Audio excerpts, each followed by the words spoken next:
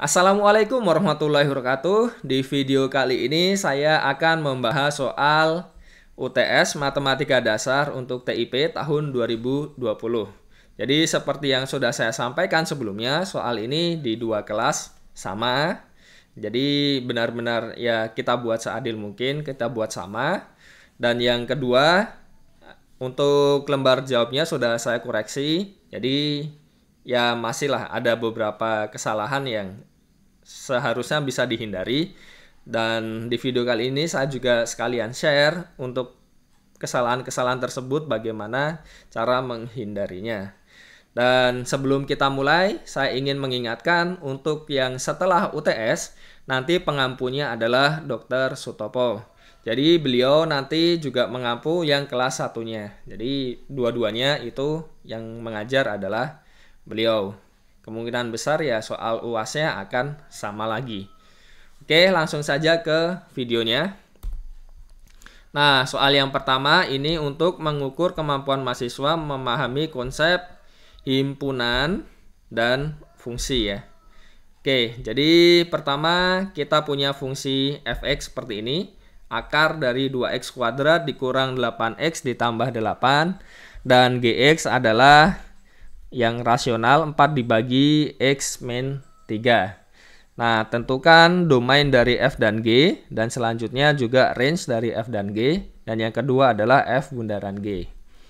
Oke, jadi pertama-tama akan dicari domain dari f dan range dari f.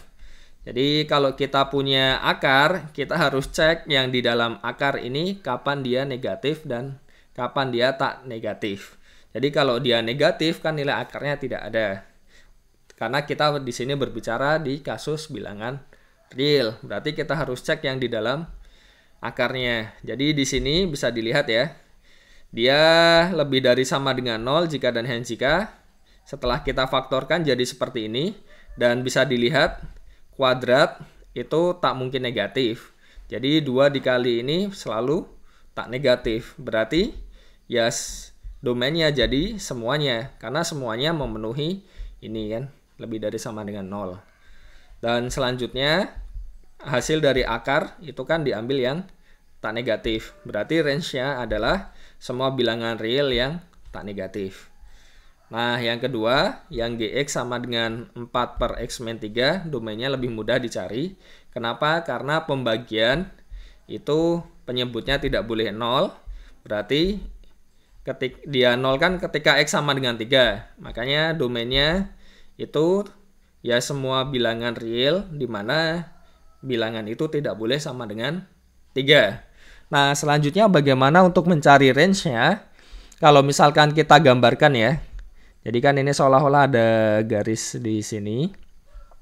Untuk yang di x sama dengan 3. Nah, bisa kita lihat di grafik ini yang di sebelah kanannya dia kan nanti akan naik terus. Jadi semua yang positif di sini akan tercover. Tetapi ketika dia ke kanan, dia lurus terus makin mendekati 0 tapi tidak pernah mencapai 0. Nah, yang kiri di sini juga semua yang negatif terus makin mengecil terus. Jadi semuanya tercover. Semua yang negatif tercover, semua yang positif juga tercover. Oke ya, karena semuanya tercover tapi nolnya tidak ada yang, ini kan bisa dilihat kan tidak ada titik yang dipetakan oleh G ke 0. Jadi range G-nya adalah semua bilangan real yang tak 0. Kenapa? Ya karena itu tadi alasannya. Jadi kalau misalkan kita analisa, jadi semua yang positif kena, terus yang negatif semuanya juga kena, tapi tidak ada yang 0. Oke. Nah, untuk f bundaran g-nya berarti kan di sini f dari gx. Nah, f dari gx kan berarti jadi ini ya. Jadi ini bisa disederhanakan lagi kalau misalkan mau. Tapi ya kalau mau seperti ini saja sebenarnya juga sudah cukup. Karena sederhananya ini juga nggak akan terlalu sederhana. Jadi kalau saya lihat yang nomor 1 ini f bundarannya, itu beberapa ada yang terlalu memaksakan untuk menyederhanakan. Jadi ada yang ingin akarnya tuh benar-benar hilang, malah akhirnya jadi salah. Jadi yang perlu diingat, akar dari jumlahan itu tidak bisa dipandang sebagai akar dari yang pertama ditambah akar yang kedua, itu tidak bisa. Terus untuk membuat kuadrat sempurnanya itu juga belum tentu semuanya bisa. Oke ya, langsung itu yang nomor 1. Nah, untuk yang nomor 2, ini untuk mengukur kemampuan mahasiswa dalam memahami konsep kontinuitas suatu fungsi, untuk mengecek ya paham betul atau tidak tentang kekontinuan. Nah, diberikan fungsi f seperti ini, f-nya, ya kan? Tentukan nilai a dan b agar f kontinu di x sama dengan 1, dan selanjutnya gambar grafik fungsi f dengan nilai a dan b yang diperoleh. Jadi kita akan mencari a dan b sehingga f-nya ini kontinu di x sama dengan 1. Bagaimana caranya? Nah, syaratnya kontinu itu adalah ya, nilai f-nya itu di 1, ya kan, akan sama dengan nilai limitnya. Dan ini mensyaratkan ada f1-nya ada, terus selanjutnya limitnya juga ada. Nah, f1-nya juga di sini bisa dilihat ya, sudah jelas ada. Kenapa? Karena ya sudah didefinisikan di sini kan. Ketika x sama dengan 1 kan berarti f1 sama dengan a ditambah 3b. Nah, selanjutnya limitnya di sini supaya ada bagaimana? Ya, limit kirinya harus sama dengan yang limit kanan. Jadi kita juga cek yang limit kiri dan juga cek yang limit kanan. Kalau yang dari kiri berarti kan dia kurang dari 1. Berarti kita pakai yang bx kuadrat. Nah, limit x mendekati 1 dari kiri, di sini bx kuadrat kan jadi b. Yang dari kanan dia jadi a plus 3. Nah, kesamaan ini kan berakibat apa? Berarti tiga-tiganya ini harus sama. Jadi a plus 3b harus sama dengan b dan harus sama dengan a plus 3. Jadi kita punya ini. Berapa solusinya? Ya, kalau kita lihat yang 2 ini, a plus 3b sama dengan a plus 3, berarti artinya apa? 3b sama dengan 3, berarti b-nya harus sama dengan 1 kan di sini kan. Karena dia sama dengan 1, berarti a-nya berapa? Ya, a-nya berarti 1 dikurang 3, jadi min negatif 2. Jadi sederhana sekali untuk menyelesaikannya. Jadi saya lihat beberapa mahasiswa juga masih terlihat kesulitan dalam menyelesaikan yang seperti ini. Padahal ya kalau dilihat-lihat kan sederhana kan. 2 ini dapat b-nya 1, terus 2 ini dapat b-nya negatif 2. Dan bisa kita cek kalau kita masukkan di sini. Ini kan b-nya 1 ya. A-nya negatif 2 ditambah 3 kan 1, benar kan? Terus di sini juga negatif 2 tambah 3, 1. Jadi dia akan memenuhi semuanya. Oke, selanjutnya bagaimana dengan grafiknya? Jadi kalau kita masukkan di sini, berarti kan kita punya, ini kan b-nya 1 kan, berarti kita punya x kuadrat. Nah, x kuadrat itu yang mana? Yang ini kan. Ini yang x kuadrat. Ya enggak? Terus yang kedua adalah di sini, berarti kan negatif 2x ditambah 3. Nah, min 2x plus 3 yang mana? Yang ini kan. Ini yang bagian kedua. Terus setelah itu yang terakhir ini ya. Kalau kita masukkan. Tetapi ini bukan grafik yang kita minta. Jadi kita tidak menginginkan semuanya digambar jadi 1. Kita inginnya yang kurang dari 1 itu ambil yang ini. Jadi kalau kita bagi 3 kasus ya. Yang kurang dari 1 itu ambil yang ini, yang merah ini. Ya kan? Terus yang sama dengan 1 ambil yang hijau. Yang sama dengan 1. Terus setelahnya yang lebih dari 1 kita ambil yang ungu. Jadi grafik yang dimaksud yang mana? Jadi ya hanya yang ini. Bisa dilihat yang kurang dari 1 yang ini. Terus yang sama dengan 1 kan hanya menyumbang 1 titik tadi. Selanjutnya yang lebih dari 1 jadi yang ini. Dan ini bisa dilengkapi, ini yang apa, ini yang apa, ini yang apa kan. Kalau mau kan. Oke ya. Jadi seperti itu. Jangan ya menggambar semuanya. Jadi yang lebih dari satu semuanya digambar, itu jadi kurang pas. Terus ada juga beberapa yang masih kesulitan dalam menggambar grafik seperti ini. Padahal kan kalau kita punya kuadrat itu kan pasti bentuknya seperti ini kan nantinya. Jadi sederhana, kalau negatif berapapun x kuadrat nanti kan dia posisinya cekung ke bawah ya. Oke ya. Jadi itu untuk yang nomor 2. Kita lanjut untuk yang nomor 3, ini tentang limit. Jadi saya lihat ya sebagian besar sudah oke. Tetapi ya ada beberapa yang aneh dalam hal penulisan. Jadi ketika kita menulis limit itu kan ya limit sesuatu itu sama dengan sesuatu.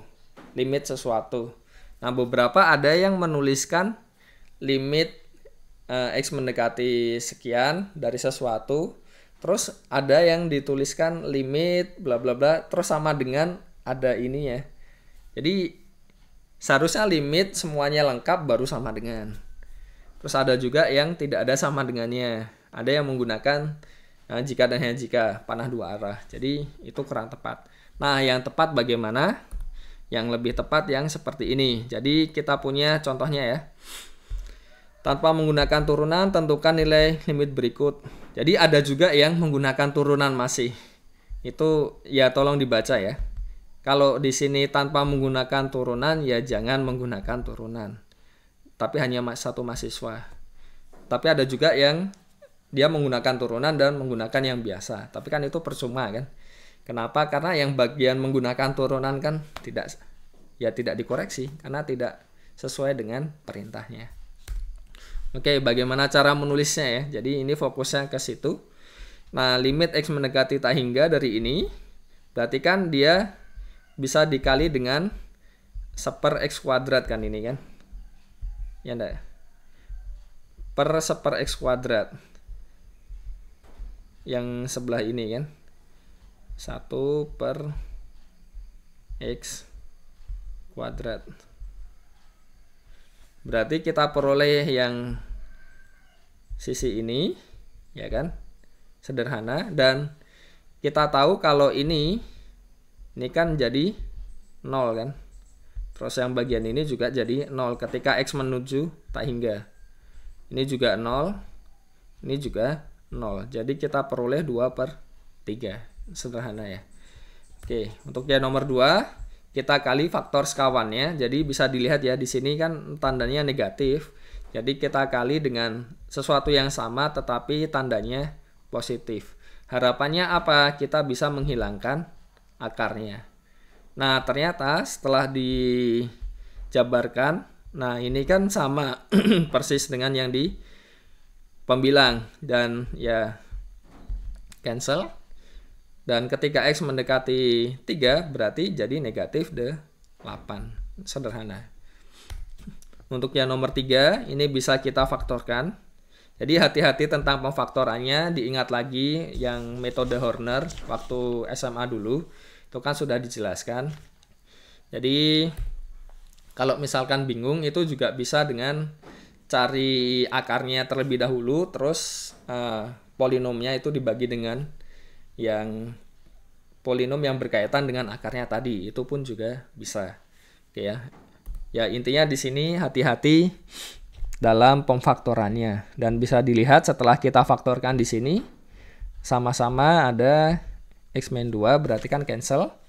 Berarti kita peroleh apa di sini? Ketika X mendekati 2 kita peroleh di sini 2/4 itu 16. 2/38 kali 2 juga 16, 2 kuadrat 4 kali 4 16 lagi, dan 2 kali 8 juga 16, dan terakhir kita punya 16.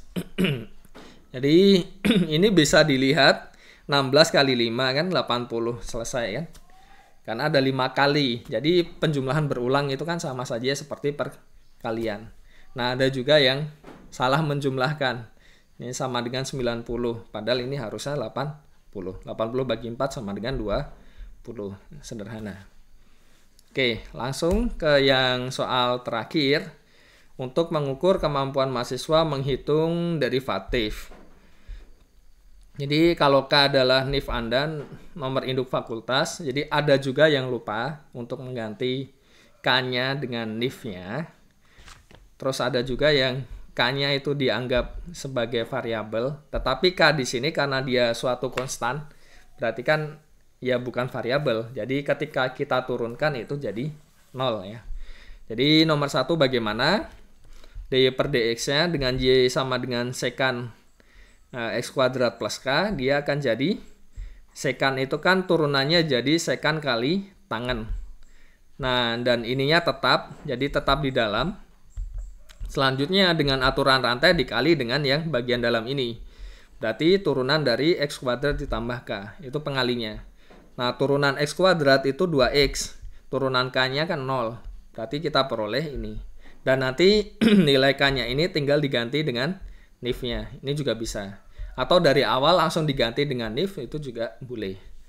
Oke ya. Untuk yang nomor 2, ini bisa pakai aturan yang U per V itu. Jadi U aksen V ditambah UV aksen dikurang UV aksen per V kuadrat, ya kan? Atau juga bisa menggunakan aturan rantai. Kalau aturan rantai seperti ini, pangkatnya negatif 1, berarti turunannya jadi di sini ada negatifnya kan? Karena di sini negatif 1. Nah, dikali dengan di sini pangkatnya kan dikurangin 1 kan, jadi negatif 2. Ini dikali dengan turunan yang di dalam kurungnya. Di dalam kurungnya ada X pangkat 2020 ditambah K. Nah, ini turunannya apa? 2020-nya turun, pangkatnya dikurang 1. Nah, ini negatif, jadi di sini negatifnya, ini nyumbang ke sini ya. Nah, terus ini pembaginya ini. Jadi nanti K-nya tinggal diganti sesuai NIF masing-masing. Oke ya, sederhana. Oke, jadi beberapa kesimpulan yang bisa saya ambil dari pembahasan ini dan hasil koreksi saya itu ya, pertama masih ada yang melakukan beberapa kesalahan dan itu wajar. Jangan berkecil hati, yang penting belajar dan memperbaiki. Jadi untuk setelah UTS nanti itu kan ada teori probabilitas, terus SPL, terus ada sistem persamaan linear dan juga ada integral. Dan semua itu juga membutuhkan ketelitian yang cukup tinggi. Jadi ya tolong yang bagian-bagian tadi yang sudah saya sampaikan itu harus lebih aware lagi ya. Oke, sekian saja video kali ini. Terima kasih atas kerjasamanya sampai UTS kemarin. Luar biasa sekali pengalaman mengajar di TIP. Mahasiswanya juga sangat aktif. Itu bagus sekali untuk modal ke depannya. Karena yaitu kan sudah saya sampaikan juga kan. Kalau ya ketika kita kuliah itu jangan hanya terfokus sama materi kuliahnya saja. Tetapi beberapa soft skill itu juga harus dibangun. Seperti ya keaktifan, terus keberanian untuk mengutarakan pendapatnya itu kan juga penting. Oke, mungkin sekian saja video kali ini. Semoga bermanfaat. Selamat belajar lagi. Karena ya hidup itu kan harus selalu belajar ya sampai sepanjang hayat. Kan? Ya, sekian video kali ini. Wassalamualaikum warahmatullahi wabarakatuh.